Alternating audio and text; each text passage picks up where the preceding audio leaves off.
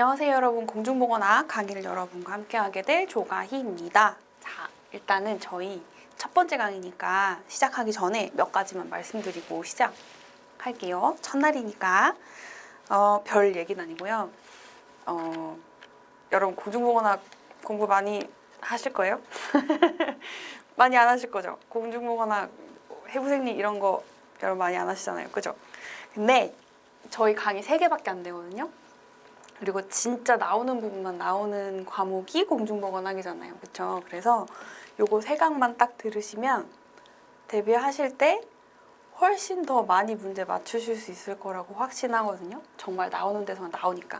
그래서 요거 3강은 꼭 들어주시고, 그리고 제가 찍어드리는 부분 한 번 더 체크해 주시고 시험장 들어가시면 좋지 않을까 생각합니다. 그리고 하나만 더, 강의 들어오시기 전에 문제를 풀어보시거나 아니면 아직 공부를 안 하셨으면 풀기는 어려우실 수 있죠. 그러면 풀어보시거나 혹은 문제를 한 바퀴 읽어보시거나 요렇게는 꼭 반드시 하고 문제풀이 강의 들어오셨으면 좋겠습니다.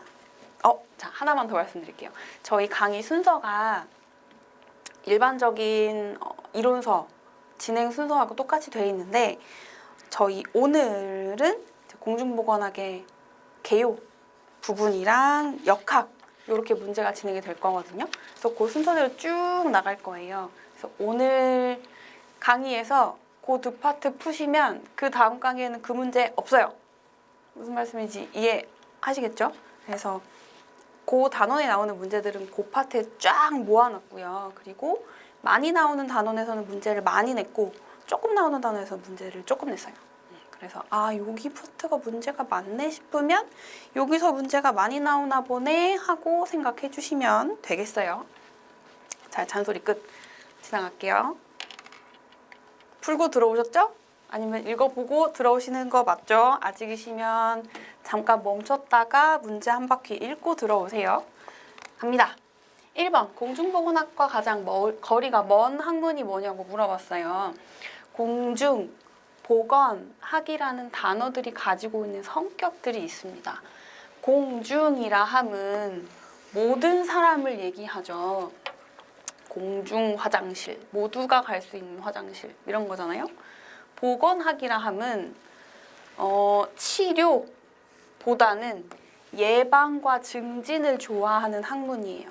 내가 이미 건강하면 더 건강하게, 그리고 아프기 전에 미리 예방을 하자라는 게 보건학이 추구하는 방향이거든요. 자, 그러면 요 중에서 그거랑 거리가 먼 거는 딱 하나죠?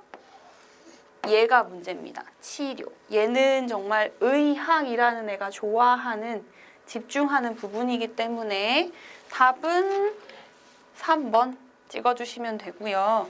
나머지 키워드들을 보면 예방의학 되게 좋아하는 친구죠. 공중, 방금 얘랑 같은 거. 위생학은 위생 수준이 좋아지면 당연히 질병 발생이 줄어드니까 보건학이 좋아할 수밖에 없고요. 지역사회의학은 지역사회라는 단어도 공중보건학이 되게 좋아해요. 왜냐하면 지역사회에 살고 있는 모든 사람을 대상으로 한다라는 키워드에 해당하기 때문에 얘는 보건학이 되게 좋아하는 단어 중에 하나입니다. 그래서 여기까지. 그리고 건설의학은 한번 볼게요. 얘는 기출문제에서 한번 다룬 적이 있는 부분이거든요. 네. 그래서 건설의학이라 함은 의학이라는 키워드가 들어있긴 하지만 얘는 보건학이랑 굉장히 똑같은 목적을 가지고 있는 친구예요. 그래서 키워드 몇 개만 적어놓고 보시면 될 것 같아요. 건강 상태의 최고도 증진을 좋아해요. 그게 건설의학의 목표거든요. 그래서 이걸 위해서 뭘 할 거냐면 건강관리 방법을 연구하는 친구예요.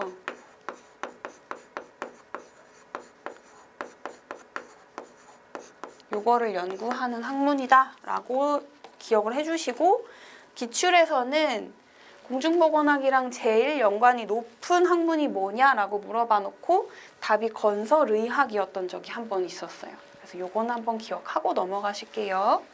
다음 요거랑 비슷한 기출이 뭐가 있었냐면 공중보건학의 연구 대상으로 적절한 게 뭐냐라고 물어봤어요. 공중보건학 중에 얘 가지고 문제 낸 거죠. 공중이라 함은 모든 사람이어야 됐어요. 그럼 초고령자 아닐 거고요. 고혈압 환자 아니고요. 건강검진 수검자 아니고요. 비위생적 생활 아니죠. 그래서 여기도 지역사회 전체 주민, 그래서 보건학이 되게 좋아하는 단어라고 말씀드렸었죠. 요게 답이었던 적이 있었습니다. 자, 다음 넘어갈게요. 2번 문제입니다. 건강 개념의 변화의 방향으로 옳지 않은 것이 무엇이냐라고 물어봤어요. 건강 개념이라 함은 예전에는 되게 단순한 개념이었죠. 아프면 환자, 안 아프면 안 환자 이런 느낌이죠. 그리고 아프면 아픈 거고 안 아프면 안 아픈 거지. 그런 식으로 굉장히 단순한 개념이었는데 요즘에는 뭔가가 달라졌다. 그런 변화의 방향으로 옳지 않은 게 뭐냐라고 물어봤어요. 보기 1번부터 볼게요. 정적에서 동적으로 바뀌었대요. 좀 전에 살짝 말씀드렸던 그거죠. 아프면 아픈 거고 안 아프면 안 아픈 거야가 아니라 건강 상태는 언제든지 바뀔 수 있다라고 생각하는 게 요즘의 개념. 그리고 불연속적 개념에서 연속적 개념으로 바뀌었다. 얘도 비슷하죠. 환자냐 안 환자냐가 아니고 아픈 것도 덜 아픈 거랑 더 아픈 게 있을 수 있고 건강한 것도 덜 건강한 거랑 더 건강한 게 있을 수 있다라고 얘기하는 게 연속적인 개념이에요. 그리고 병리학적인 개념과 생태학적인 개념은 병리학은 말 그대로 병이 있느냐 없느냐에 대해서 굉장히 집중하는 부분이에요. 근데 생태학적 개념은 생물이랑 환경이 어떻게 상호작용을 해서 사람이 아프지? 라는 거를 궁금해하는 학문이기 때문에 이쪽으로 바뀐 게 맞겠죠. 그리고 다음 심체에서 심신으로 바뀌고 생활 개념으로 바뀌었다는 건 예전에는 몸이 아픈 것만 병이었는데 마음이 아픈 것도 병이다. 그러려면 어떻게 해야 될까? 생활 습관을 바꿔야겠다라는 방향으로 바뀌었다는 이야기를 하고 있는 거예요. 그래서 얘도 맞죠? 5번이 답이겠네요. 사회적 책임에서 개인의 운명으로 바뀌었다? 아니죠. 얘 화살표 방향이 바뀌었어요. 아주 옛날에 마녀 사냥한다고 그러면서 뭔가 아프거나 장애를 갖고 태어났다거나 그런 사람들은 신이 너를 벌한 거야 뭐 이런 식으로 얘기를 했었는데 아니죠. 사회에 책임이 있다. 사회 제도라든지 그런 것들을 가지고 환경이나 그런 걸 바꿔주면 건강 정도가 달라질 수 있다라고 생각하는 게 사회적 책임론이죠. 그래서 답은 5번 찍어주시면 되겠어요. 넘어갑니다.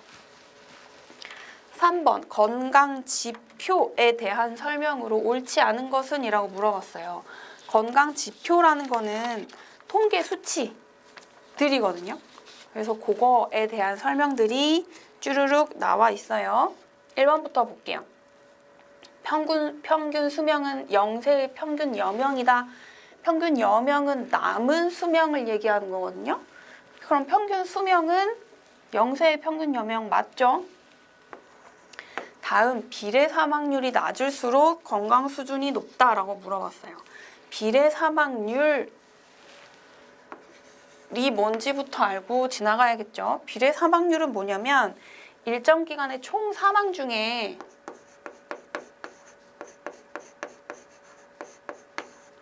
특정 질병으로 인한 사망수예요.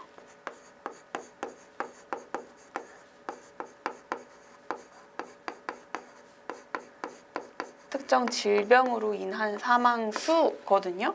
그럼 이게 높을수록 건강 수준이 높을 리가 없죠. 답 2번 골라주시면 되는 문제였어요.